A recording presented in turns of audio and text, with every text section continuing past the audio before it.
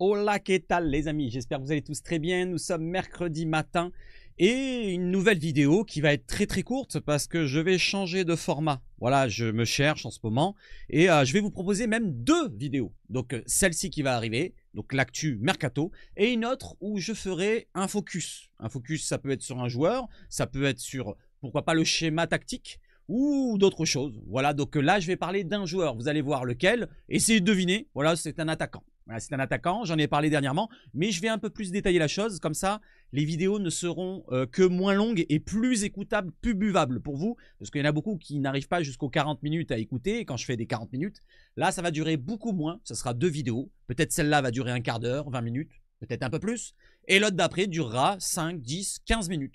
Voilà, donc c'est un peu mieux comme format, je trouve. Si je dois faire deux vidéos, je vous ferai deux vidéos. Si je dois en faire qu'une, eh ben, je vous en ferai qu'une. Voilà, comme ça, c'est réglé. Tout d'abord, les amis, n'hésitez pas à vous abonner. Comme d'habitude, l'alerte, elle est là juste en dessous. Le like, le dislike pour ceux qui n'aiment pas, l'abonnement et la cloche. En tout cas, merci pour ceux qui sont abonnés hier et bienvenue à tous. Voilà, donc il y aura des nouveautés comme vous allez le voir. Et on y va tout de suite sur quoi? Sur l'introduction.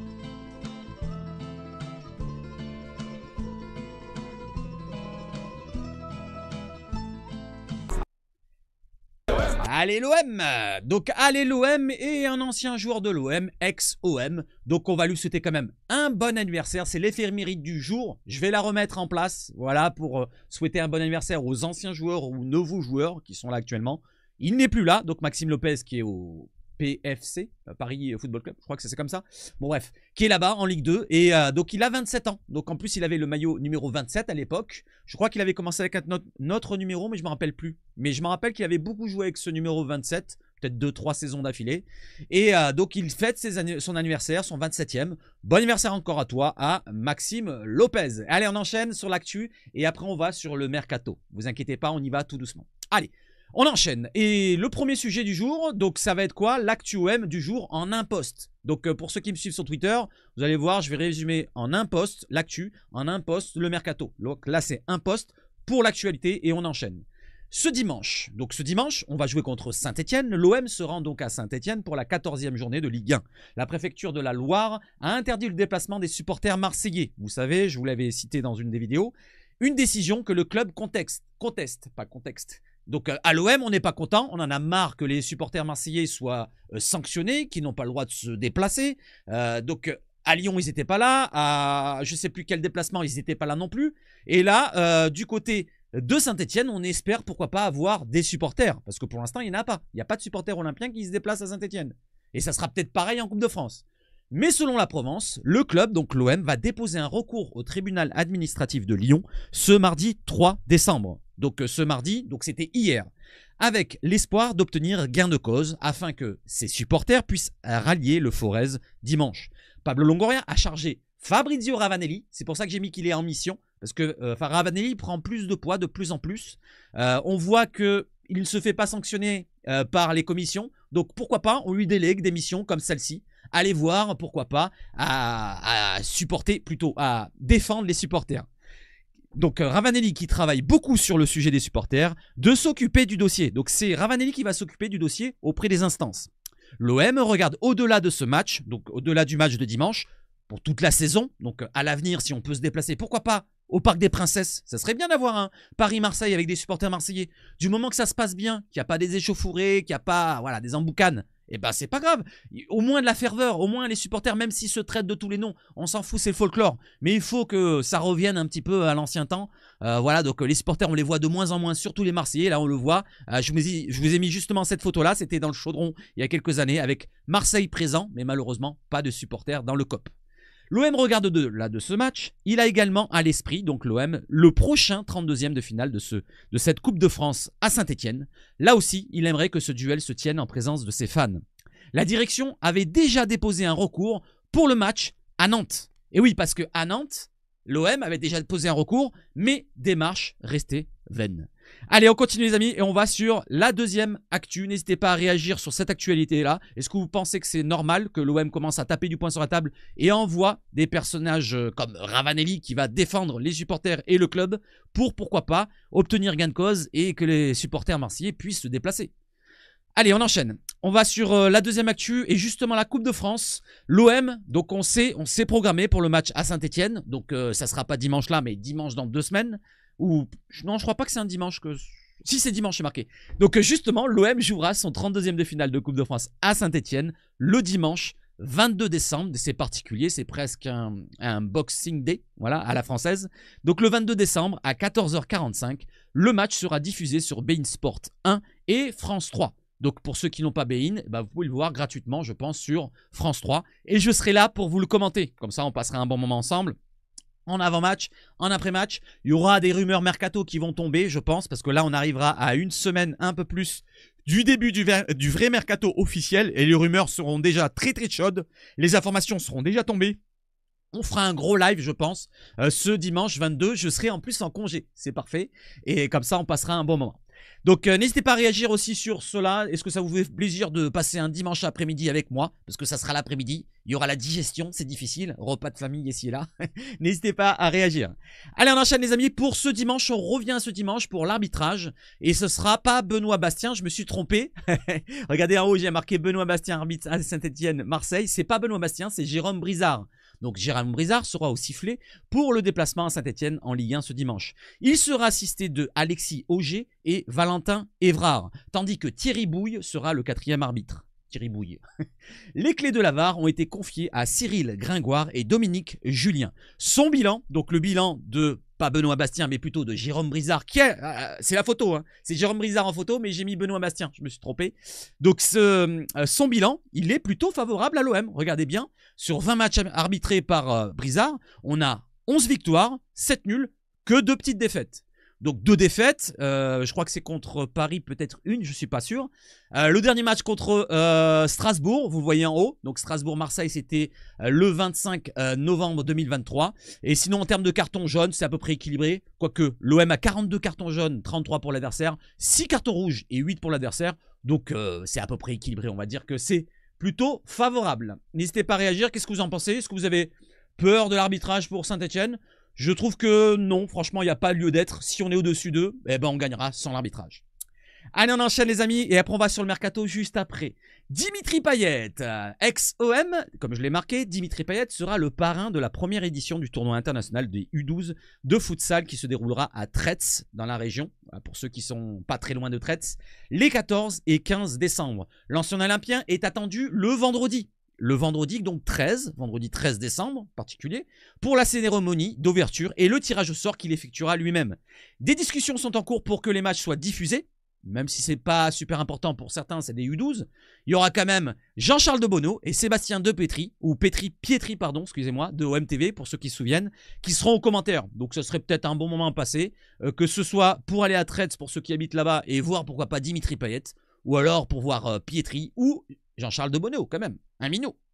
Voilà les amis, pour l'actualité, il n'y a pas grand chose, voilà, de l'actualité que j'ai pris même pour Dimitri Payet, mais c'est les fêtes, voilà, on va se rendre joyeux, et on va se rendre joyeux avec quelques stats pour voir un petit peu. Donc j'en ai parlé, donc c'est pas Benoît Bastien, c'est Brizard, et Brizard il est là. Donc Brizard, pour les matchs contre Saint-Etienne, Jérôme Brizard, c'est un match contre Saint-Etienne, dans sa carrière pour tous les matchs qu'il a arbitrés, donc les 20, une victoire. Donc c'est plutôt bon, c'est plutôt bon. Si on regarde bien, on n'a qu'une seule défaite avec Rudy Buquet. Alors je sais pas pourquoi Rudy Buquet, parce qu'il ne nous arbitre pas. C'est peut-être pour le match de Coupe de France, on ne sait jamais. Allez, on enchaîne les amis avec une autre stat, cette fois la stat pour les supporters. Donc j'en parlais des supporters juste avant. Pour les supporters au Vélodrome, cette année vous avez toutes les stats, tous les nombres d'affluence. Et on voit contre Angers, pardon, c'est 54 000 parce qu'il y avait un virage qui était fermé. Et contre Auxerre, c'est 64 184. Contre Monaco, 64 277. Contre Nice, où j'étais... C'était un samedi, le 14 septembre, 65 803. Contre Paris, 66 115, c'est le record. Et contre Reims, 63 841. Donc ça fait une belle moyenne. Faites la moyenne de chez vous, de votre côté. J'avais dit hier 63, 64 000. Ça doit être peut-être dans les 63 000, je dirais, parce qu'il y a le 54 000 qui doit restreindre cette moyenne-là. N'hésitez pas à faire la moyenne de votre côté et vous me mettez le chiffre exact dans les commentaires. Allez, on enchaîne les amis avec quoi? Avec le mercato. le mercato show avec lui que vous voyez qui écarte les bras et qui montre ses muscles, c'est Kiwior. Donc c'est un Polonais et il est défenseur. Le mercato OM du jour en un poste. L'OM serait intéressé par un prêt du défenseur central de 24 ans, Jakub Kiwior, qui évolue à Arsenal. Donc en première ligue. Cela dit, il est remplaçant. Il n'a pas beaucoup de temps de jeu cette année. C'est un défenseur central qui peut dépanner sur le côté gauche, gaucher. Je vais en parler plus précisément quand on va aller sur sa fiche Transfermarkt. Si vous voulez, le profil, ça ressemble à un grand Luan Pérez. Je parle de taille, parce qu'il est très grand de taille. Il fait un 88-89, je crois. Donc c'est à peu près le même profil physique, athlétique. Par contre, point de vue pied gauche, il a quand même une sacrée patte gauche, je trouve, hein, personnellement. Je l'ai déjà vu jouer, voilà, donc avec la Pologne, avec Arsenal. Et je trouve que quand même, point de vue pied gauche, il peut nous apporter dans les relances. Et c'est ce que réclame De Zerbi. Mais j'en parlais tout à l'heure. L'AC Milan, l'Inter Milan, la Juve, Naples, l'Atalanta, Séville ou encore Villarreal sont aussi intéressés par l'international polonais. Donc beaucoup de clubs espèrent l'avoir en prêt, parce qu'il a une grosse valeur, on va voir sa valeur après. L'OM pourrait user de ses bonnes relations avec les Gunners, donc avec Arsenal, pour tenter de battre la concurrence. Et oui, l'OM, on a pris Saliba, on a pris Kolasinac qui est parti de là-bas, on a pris Guendouzi, et je ne sais plus si j'en oublie, peut-être, n'hésitez pas à me dire, mais en tout cas, on a pris pas mal de joueurs, et on s'entend bien avec Arsenal, donc pourquoi pas tenter le coup, un prêt d'un joueur qui ne joue pas beaucoup, mais on va voir qu'il y a une mauvaise nouvelle juste après, puisque on continue cette actualité-là, avant d'aller sur sa fiche Transfermarkt, et on y va tout de suite avec la deuxième actualité pour ce dossier-là. Selon Sky Sport Suisse, je crois, si je ne me trompe pas, Arteta, donc le coach espagnol de l'Arsenal, refuse catégoriquement de prêter son défenseur pour le moment, s'estimant trop court défensivement si un central partait. Et oui, parce qu'en fait, il a 4 centraux pour deux places dans l'axe, axial gauche, axial droit. Axial droit, c'est Saliba titulaire. Axial gauche, c'est Gabriel, l'ancien Lillois, si je ne me trompe pas. Et derrière, donc l'axial gauche, c'est Kiwior. Derrière l'axial droit, c'est... je l'ai plus. Dites-moi-le. Je l'avais tout à l'heure dans la tête, mais c'est pas grave. Je m'en fous. Ce qui nous intéresse, c'est le troisième, le quatrième. Et malheureusement, pour Arsenal, ils en ont que 4. Donc s'ils partaient, ils se retrouvaient avec 3 joueurs pour 2 postes. Donc c'est pour ça qu'ils se retrouvaient un peu court et que l'information est sortie qu'Arteta ne voulait pas le laisser partir en prêt. De son côté, Kiwior serait favorable à un retour en Serie A, parce qu'il vient de Spezia normalement, je crois, si je ne me trompe pas, selon cette source. Mais après, c'est de la com. Attention, s'il y a une offre qui est intéressante, imaginons, il ne convient plus à Arteta et pourquoi pas Arteta, il obtient un achat, un transfert d'un autre défenseur central, pourquoi pas attirer le joueur polonais à l'OM. Allez, je vous regarde avec vous la petite fiche Transfermarkt et après on part sur un autre dossier. Jakub Kiwior, 24 ans comme je vous l'ai dit, qui est né à Tychy. Tychy, c'est la ville de qui les amis ? Allez, mettez dans les commentaires. Je vous donne pas le joueur. Un ancien joueur passé par l'OM. Normalement, c'est facile. Il n'y en a pas beaucoup qui sont passés par l'OM et qui sont polonais. Et qui est né à Tychy. Donc Tychy en Pologne, 1,89 m exactement, défenseur central. 31 sélections, 1 but avec la Pologne. C'est un défenseur central de base, bien sûr, qui peut jouer vraiment à gauche. 30 juin 2028 pour son contrat avec Arsenal. Donc longue durée. 30 millions de valeur Transfermarkt. Grosse estimation. Donc grosse somme à débourser si on doit l'acheter. Je descends un petit peu. Donc 15 février 2000, on l'a vu, 1,89 m, gaucher, très bon pied gauche. Franchement, jeu court, jeu long, très élégant à voir. C'est pas le plus rapide, le plus véloce, mais une fois lancé, c'est un peu comme Luan Pérez. C'est un grand gabarit, assez longiligne.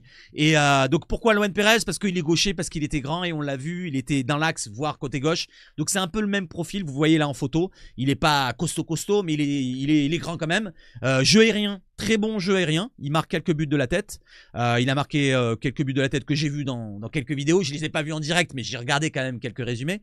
Défenseur central, comme vous voyez dans ses postes principales. Il peut dépanner arrière gauche. Il peut même dépanner devant la défense. Il a une belle qualité technique. Donc c'est pour cela aussi que, point de vue milieu, il peut dépanner. Cela dit, on le prendrait pour jouer axial gauche. Si bien sûr, Brassier, il n'arrive pas à passer ce climat, ce contexte marseillais. Pour l'instant, il n'est pas revenu. Si Brassier, on le prêtait ou on le revendait. Voilà. Parce qu'on peut aussi, pourquoi pas, garder ce prêt du côté de Brest. Et pourquoi pas le reprêter derrière. Il me semble qu'on peut faire 2 prêts dans une année. Dites-moi si je me trompe pas. Peut-être que je me trompe. Mais je crois que c'est 2 prêts maximum, pas 3. Donc si on peut le reprêter, pourquoi pas derrière, je crois. Eh ben moi je dirais pas non. À moins que je dise une bêtise. Mais dites-moi, reprenez-moi dans les commentaires. Donc pourquoi pas s'il y a un départ, voir un Kiwior qui viendrait. Même si bon, comme je vous l'ai dit, par rapport au retour d'Arteta, ça risque d'être compliqué. Je descends un petit peu, on voit qu'il a joué donc à Spezia, effectivement, il est arrivé à Arsenal depuis le 23 janvier 2023, 19 millions de valeur, il vaut maintenant 30 millions. On regarde en nombre de matchs cette année, c'est 10 matchs à peine pour 2 passes décisives et 374 minutes à peine. Voilà pour le joueur polonais qui a une belle qualité et qui pour ma part serait un bon coup. Mais franchement difficile à faire, difficile à concrétiser. Je ne pense pas qu'on va y arriver comme le joueur qu'on va voir juste après. Donc on enchaîne sur l'autre piste. On en a parlé hier, c'est un autre côté, c'est du côté droit cette fois, vraiment latéral droit. Selon Foot Mercato, Sacha Boey, donc le français latéral droit, est bien suivi de longue date par l'OM et qui s'est récemment renseigné sur la situation du joueur. Le latéral français est de retour à 100% et veut prouver qu'il a le niveau pour s'imposer au Bayern Munich. Donc lui, il veut rester au Bayern pour s'imposer au Bayern. Et comme je vous l'ai dit hier, le Bayern avait 2 latéraux droits de métier, que ce soit Stanisic et le jeune Sacha Boey. Je le jeune parce qu'il a 24 ans, c'est pour être mon fils presque. Oui, j'ai 19 ans de plus. Donc, donc Sacha Boey, il reste que Sacha Boey en latéral droit de métier. Et jusqu'à présent, il faisait jouer Guerreiro parce qu'ils avaient les 2 latéraux droits, je parle du Bayern, blessés. Maintenant, il est revenu. Ça m'étonnerait que le Bayern le laisse partir facilement, aussi facilement. Et lui, en plus, il a envie de rester. En plus de ça, le Bayern et son coach compagnie ne sont pas spécialement enclins à le laisser partir en cours de saison en prêt. Précision en prêt. On ne sait jamais, hein. Il a été acheté quand même pas loin de 30 millions, si je ne me trompe pas, Sacha Boey, on en a parlé hier. Donc ça m'étonnerait qu'il le laisse partir non plus en vente, à moins qu'il y ait une grosse somme. Et je ne pense pas qu'on va débourser beaucoup d'argent cet hiver. J'enchaîne encore avec Sacha Boey, juste pour terminer. Il y a une autre information qui est tombée dans la nuit d'hier. Je n'ai pas eu le temps de vous la relayer, mais je vous la relaie. Ça tombe de Fabrizio Romano qui part son agent, donc l'agent de Sacha Boey. Il nous dit quoi? Son agent Sacha Boey, Bembi Vangbot, pardon le nom, minimise les liens avec les clubs pour le mercato du janvier. Sacha Boey est très heureux au Bayern.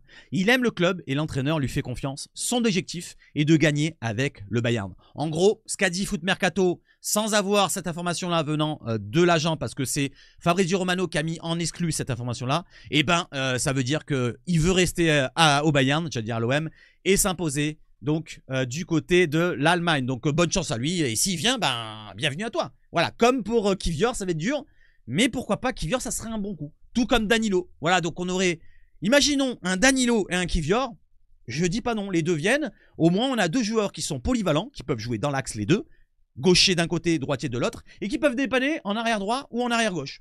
Donc ça serait parfait. On peut faire partir Murillo, à la limite, ceux qui veulent faire partir Murillo. Moi, ça me dérange pas qu'il reste, mais bon, imaginons on le fait partir pour récupérer un peu d'argent et une place d'extra communautaire, pour prendre Danilo.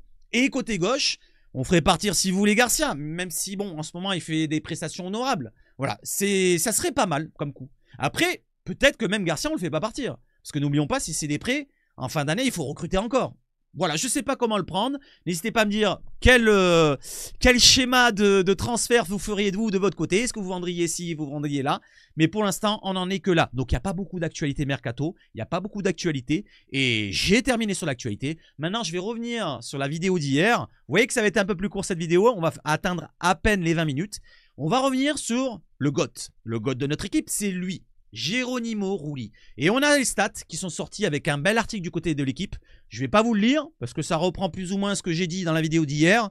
Voilà. Mais je vais vous lire plus ou moins toutes les stats que j'ai vues dans cet article qui était plutôt intéressant. Geronimo Rulli dans le haut du panier des gardiens de Ligue 1. Donc, il y a le classement pour le championnat avec tous les gardiens. Deuxième, il est deuxième en termes de gardiens dans toutes les équipes. Donc, il y a 18, 17 Combien? 18 clubs, pardon, excusez-moi, 17, ça veut rien dire. C'est 17 matchs aller, 17 matchs retour. Donc il y a 18 clubs, 18 gardiens. Et il est deuxième. Deuxième au quoi? Deuxième au nombre de buts évités par match. Par match, toutes les 90 minutes. Il en évite 2,93. Donc pratiquement 3 buts évités. Et on va voir la comparaison après avec Mandanda et Paul Lopez. Juste après, il y a un autre schéma. Il est sixième donc, du championnat sur 18, c'est déjà bien, au pourcentage de tirs arrêtés. 74,3%. de tirs arrêtés.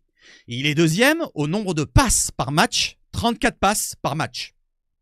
Le premier, je ne sais plus c'est qui, mais en tout cas, il est à 35, le premier, je ne me rappelle plus qui c'est. Il est deuxième au pourcentage de passes réussies, avec 80,1%. Il est premier au nombre d'interventions réussies hors de sa surface. Donc vous le voyez, il sort beaucoup de sa surface, comme on l'a vu face à Monaco. Je crois qu'il est sorti une fois ou deux. Dites-moi si je me trompe. Bon, dites-moi où il est sorti. Mais il est sorti 15 fois de sa surface. Et malheureusement, il y a eu une erreur. Et vous allez me dire contre qui c'est. Ça a coûté un but. Il est sorti de sa surface ou ça a coûté un but un peu stupide. On a gagné le match, mais il a coûté un but. Donc 14 sur 15, il est premier au classement. Et il est premier aussi au nombre de ballons captés dans les airs. 4. Par contre, ça, je ne sais pas si c'est par match ou 4 en tout. Parce que ça fait pas beaucoup, 4. Mais il me semble que c'est 4 en tout. Voilà, ils ont mis 4. Voilà. 4 ballons captés. C'est pas énorme. Rouli assume ses prises de risque grâce à des pieds fiables. En atteste sa place de deuxième gardien à la moyenne de passes la plus courte avec 21,9 mètres. Donc ses passes, les relances qu'il fait, ils sont à chaque fois courtes. Vous avez bien vu avec le jeu de De Zerbi, c'est un jeu à risque où on attend l'adversaire pour le pressing adverse et trouver des espaces dans le dos du premier pressing, par exemple Monaco ou autre. Et ben lui, c'est la première relance et il fait des passes courtes. Il fait pas des dégagements à la sauvage. Il fait des dégagements courts. Voilà, pour trouver un défenseur. 21,9 mètres, c'est la moyenne de ses passes. Cette qualité de jeu au pied, Rouli la peaufine avec Ricard Segara Aragay, l'entraîneur des gardiens qui a fait 20 ans avec les U18, U19 et l'équipe B du Barça. Et qui est issu de cette école de la construction basse où le gardien est un joueur de champ supplémentaire. Donc ce qui veut dire, c'est que avec cet entraîneur-là particulier qui a prôné ce jeu-là au Barça de relance courte en partant de derrière avec le gardien, ça lui permet d'avoir un jeu au pied qui se peaufine, qui se perfectionne à chaque fois qu'il va s'entraîner. Voilà, à chaque fois qu'il va s'entraîner avec Ricard Segara Aragay, il va apprendre peut-être quelque chose ou alors il va perfectionner son jeu au pied et c'est pour ça qu'il est dans les premiers, dans tous les classements, déjà au jeu au pied et même dans ses sorties, que ce soit aériennes ou même en dehors de sa surface. Donc voilà plus ou moins tous les classements qui concernent Geronimo Rouli, pardon. Il n'y a qu'une actualité sur lui. Je peux aussi vous relayer que Jérôme Alonso, pardon, excusez-moi, j'ai un peu de mal. Eh ben, il a parlé en bien de lui. Voilà, comme tous ceux qui parlent de lui, les anciens gardiens. Il trouve que c'est un très bon gardien qui rassure sa défense. Et c'est ce que ne faisaient pas les gardiens d'avant comme Paul Lopez, qui était un petit peu, bon, on s'en souvient, il était presque allé voir la psy tous les jours. Et donc par rapport à un Paul Lopez, il a ce côté froid à pouvoir rassurer ses partenaires. Et même par sa qualité de pied, il est supérieur aux autres qui sont passés par l'OM et même tous ceux qui sont en Ligue 1 pour Jérôme Alonso. Voilà les amis, il mettrait Lucas Chevalier devant pour Jérôme Alonso. Mais moi je vais vous dire, pour l'instant, Lucas Chevalier, ben, il est encore jeune, il a encore à apprendre. Voilà, donc Rouli, un des meilleurs gardiens de Ligue 1 et peut-être mettre du monde. Allez, la dernière comparaison maintenant qu'on va avoir, et c'est du côté de Rouli par rapport à Lopez et Mandanda.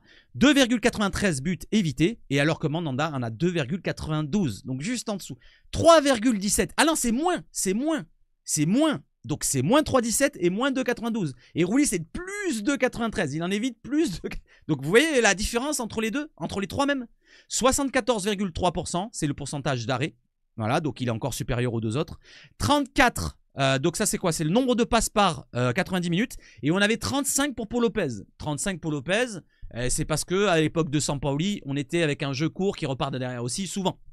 80,1% de passes réussies. Donc il est supérieur à Paul Lopez et à Steve Mandanda. Voilà pour la comparaison entre les trois derniers gardiens de l'OM. Pour ce qu'a dit Alonso, j'avais préparé la chose. Elle est là. Voilà, si vous avez envie de le lire, n'hésitez pas à faire pause. Je ne vais pas vous le relayer. Et sinon, maintenant, on va rendre hommage à un ancien gardien qui est passé par l'OM, puisqu'il a joué son 550e match avec le Stade Rennais, on s'en fout, mais il était avec l'OM, on s'en souvient, puisqu'il y a 2 fois OM et 1 fois Rennes au milieu. 550 matchs en Ligue 1, parce que si on compte tous les matchs à l'OM, il y en a 613, si je me souviens bien. 613 à l'OM, en comptant les matchs de Coupe d'Europe. Donc, félicitations à lui, qui a fait une longue carrière. C'est peut-être sa dernière année, donc on aura vécu de bons moments avec lui à l'OM. Et je le félicite encore pour sa carrière. Voilà les amis, pour ceux qui sont arrivés jusque-là, je vais vous mettre la vidéo que je vous ai dit. Voilà, il y aura une réponse pour la vidéo. Donc ça sera le nouveau Luis Enrique pour la vidéo qui va arriver. Donc vous avez le petit qui va apparaître en début de vidéo. Mince, j'aurais dû le mettre avant. Bon bref, il apparaît maintenant si vous voulez. Et il va apparaître en fin de vidéo. Voilà, vous pourrez cliquer dessus et vous irez directement sur l'autre vidéo. Voilà les amis, donc j'espère que ça vous a fait plaisir cette vidéo-là et n'hésitez pas à réagir, n'hésitez pas à soutenir la chaîne, mettez un max d'abonnements, max de likes, max de ce que vous voulez et merci encore à vous. On se retrouve tout à l'heure pour la prochaine vidéo. Allez, let's go cacao. 5, 4, 3, 2, 1. Vive le foot chez Smash Foot et surtout, allez l'OM!